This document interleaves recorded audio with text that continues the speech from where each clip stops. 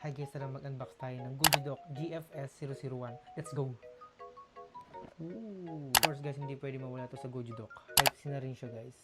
Manual. Oo, dalawa pala yung ano niya, lanyard niya. Pinaka-hinihintay ko. Ooh. Actually guys, nakatatlong ganito na ako. And ito ata yung bagong kulay nila. Ang ganda eh. Oh, diba? Ito guys yung ano, on and off. Speed pa nito guys, hanggang 100 siya. And smart LED na siya. Ayan, kung nakikita nyo. And yung battery capacity pa lang ito guys is 4,000 mAh. Napansin ko guys na nabili kong Gojudoc na to, parang mas pina-improve niya pa yung ano niya. Kasi napansin ko yung binili kong dalawang Gojudoc dati na same na ganito, sobrang ingay talaga niya kahit number 1 pa lang or nasa 60. Pero ngayon, hindi na. Ayan o. Pero yung buga pa rin ng hangin is andito pa rin. Ayan, malakas pa rin siya. Ayan, diba? And yung bigat niya guys, isakto lang talaga siya. Hindi kayo mahihirapan dalhin to kung saan saan. Kaya naman guys, kung gusto niyo tong Gojudoc ng GFS 001, ayan, nasa comment section ko lang yung link.